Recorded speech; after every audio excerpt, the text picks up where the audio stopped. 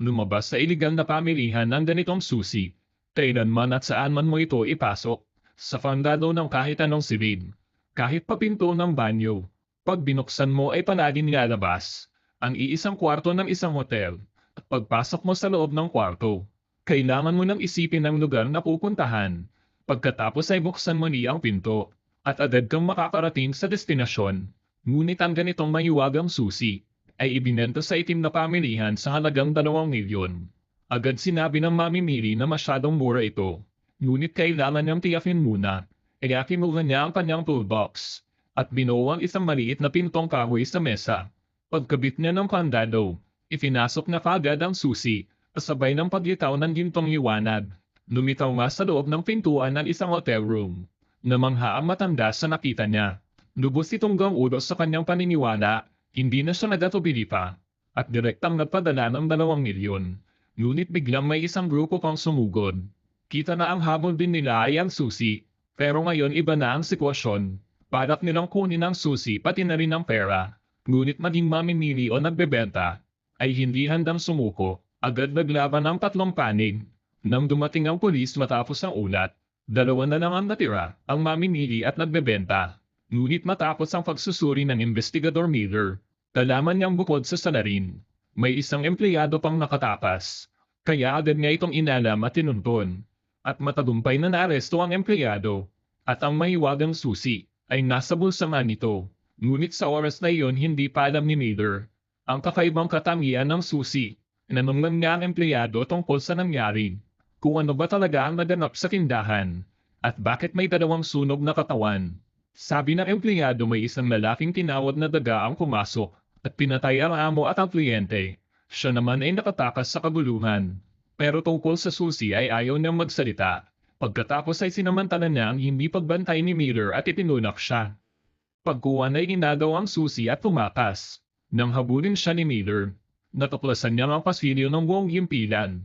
Ay walang bakas ng pagtakas ng empleyado. Agad niyang pinasilip ang mga kamera. At nagulat siya sa nakita. Pagbukas ng pinto gamit ang susi, ay bigla na lang naglaho ang empleyado sa himpilan. Hindi na kayang ipaliwanag sa normal na paraan. Ngunit mas lalong nagulat si Miller. Pag-uwi niya sa bahay na may dalang pagdududa. Muling lumitaw ang empleyado sa 1 metrong maliit na storage room. Tumabas siyang sugatan at duguan. Halatang may humahabol sa kanya. Agad siyang tinulungan ni Miller at pinigilan ng pagdurugo at tumawag ng ambulansya. Ngunit habang hawak ang susi, paulit-ulit na sinabi kay Miller na kaya nitong buksan ang anumang pinto. Pagkasabi na nito ay nalagutan siya ng hinima. Napilitan si Miller na tawagin ang mga kasamahan. Ngunit hindi na isinauli ang susi. At ang huling sinabi ng empleyado ay paulit-ulit sa isip niya na kaya nitong buksan ang anumang pinto. Kaya matapos patunugin ng anak, umunta agad siya sa pintuan ng storage room. At sinubukan kung totoo. Ipinasok niya ang susi sa kandado. At bumukas na ang pinto. At ang 1 metrong storage room ay biglang naging halos 30 metrong kwarto ng hotel. At sa timog na bahagi ng kwarto ay may dagdag pang bintana. Habang sa hilagang bahagi ay may 3 bahagi.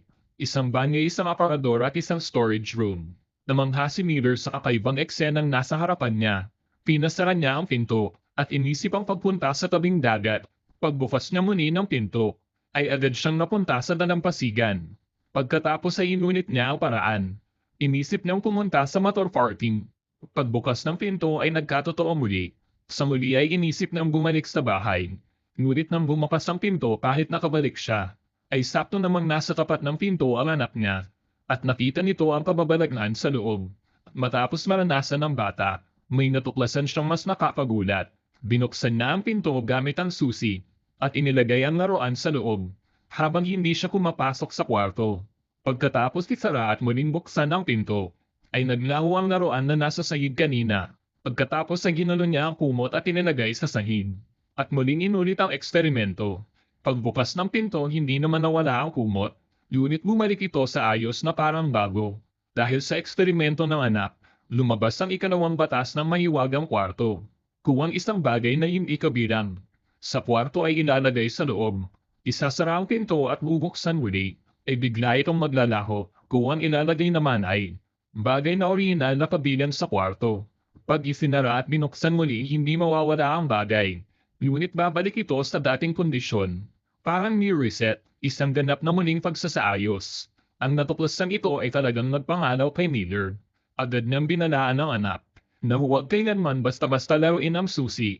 Dahil isang maling galaw lang, ay maaaring mawala ang anak dahil ma-reset ang kwarto. Hindi ito biro, ngunit talagang takot ang madalas magkatotoo.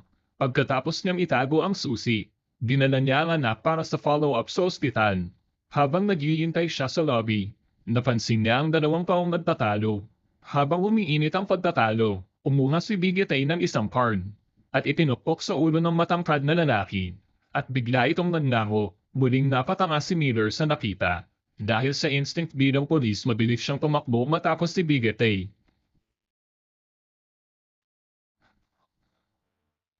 Pagbangon niya, napagtanto niyang para siyang nasa isang hindi pamilyar na maliit na bayan. At naroon din ang matangkad na lalaking naglako kanina. Mukhang dinala rin siya roon ng card. Halatang ang card ni Bigetay ay may kaparehong kapangyarihan ng susi ni Miller. Parehong may espesyal na kakayahan.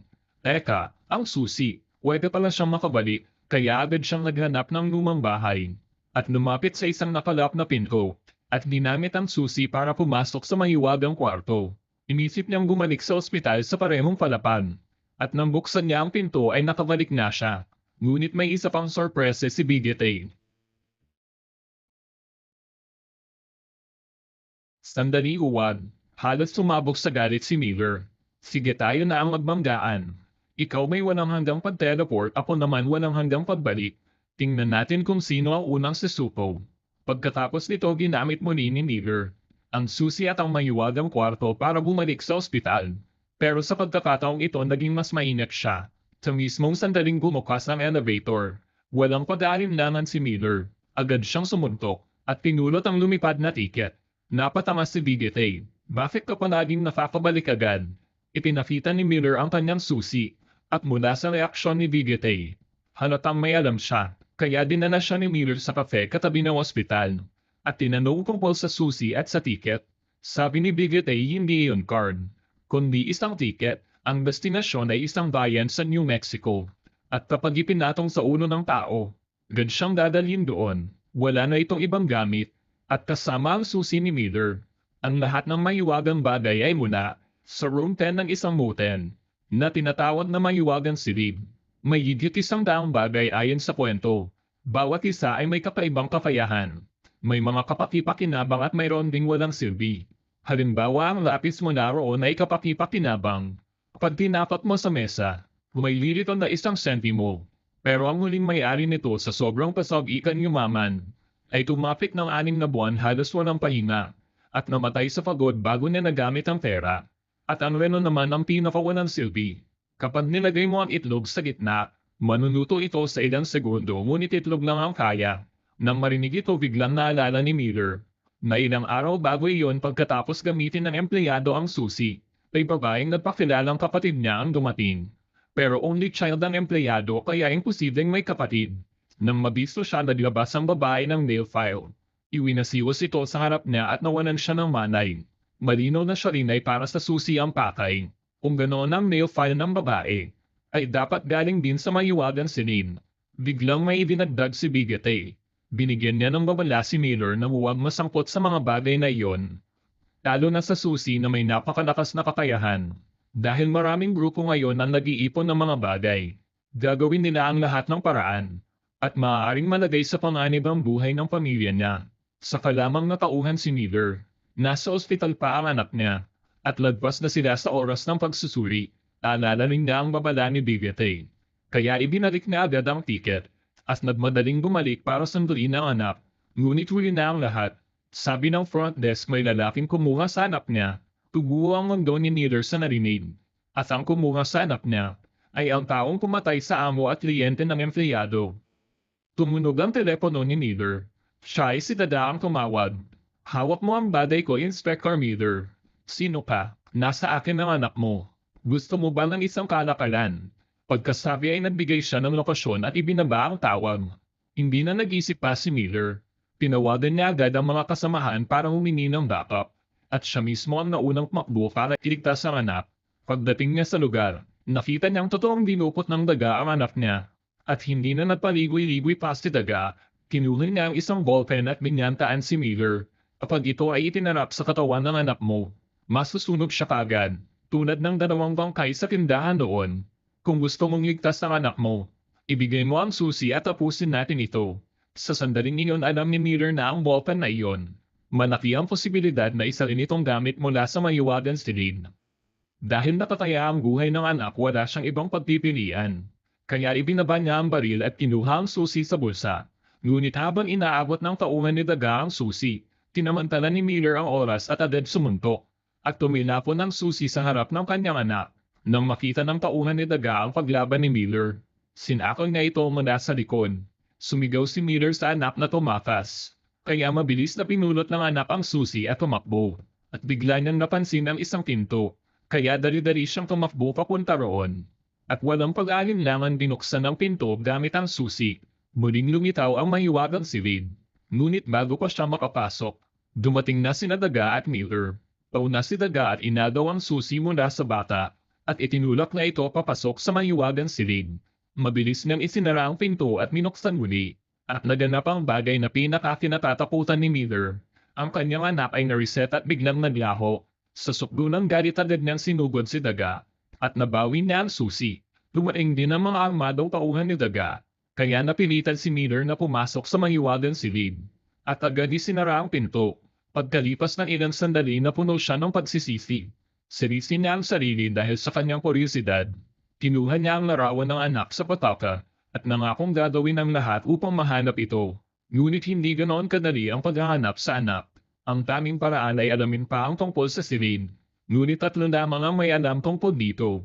Si Bigat ay may hawak ng tiket ang babaeng may nail file at si Daga na may ballpen.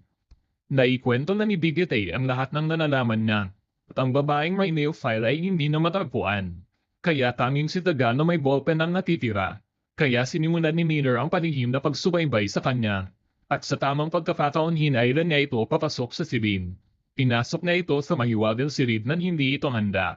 Pagkatapos ay walang pag-aatubiling kinuha niya ang baril. At itinapat sa ulo ni Daga. Alam mo rin na kung papatayin kita, hindi ko rin mababawi si Ana. Kaya mas mabuti sabihin mo kung paano ko siya mahahanap. Ikaw ang pulis, hindi ba? Uulitin ko. Subukan mo nang akong linlangin muli at yari ka. Nagmadaling nagbigay linaw si Daga. May gamit na raw para mabawi ang anak. Ngunit wala iyan sa kanya ngayon.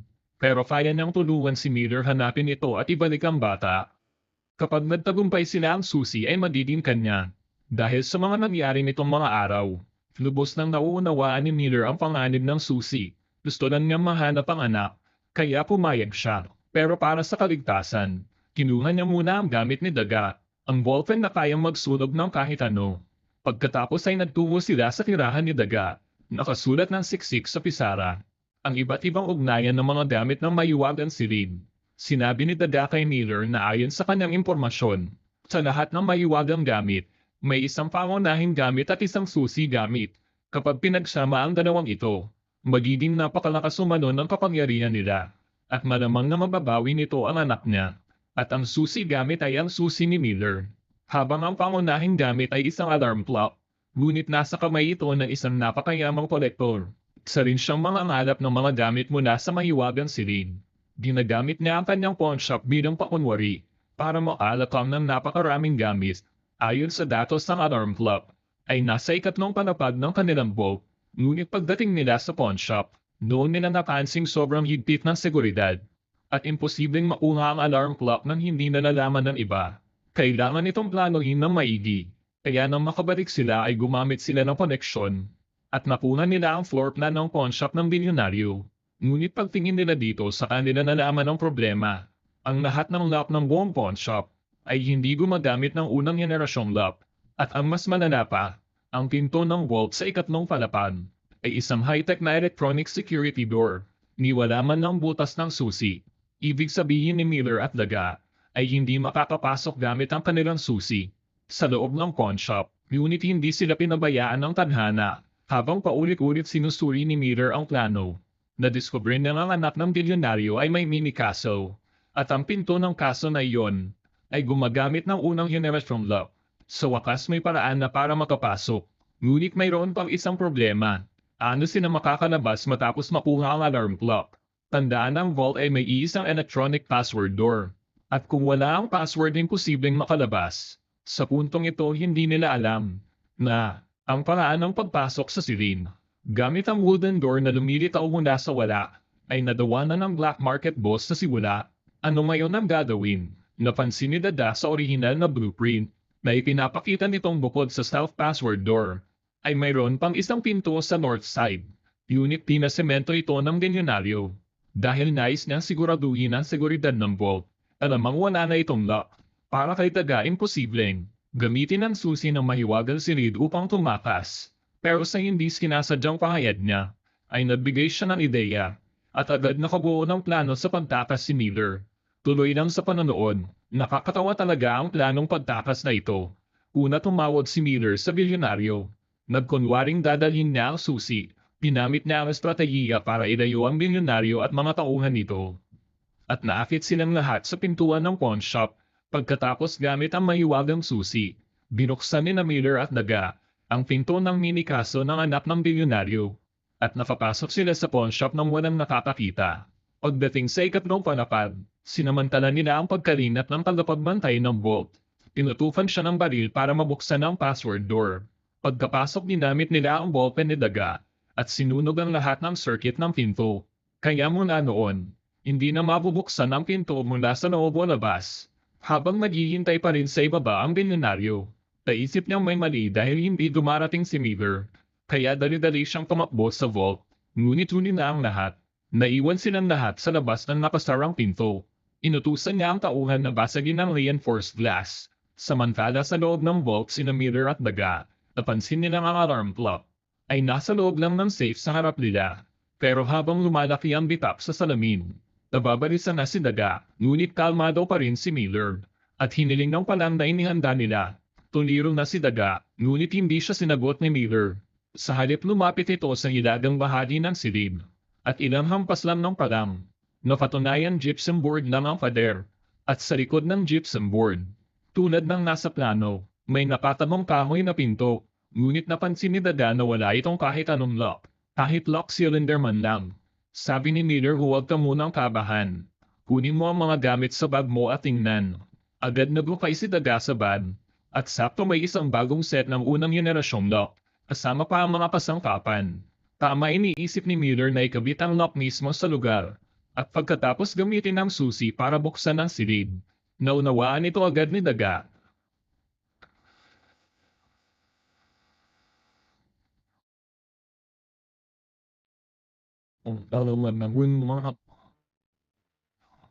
Sa akin itutok, pwede bang gumana ang lock na ganyan? Bilisan ninyo basagin ang susunod na pinto. Bilisan pa, mabilis pa.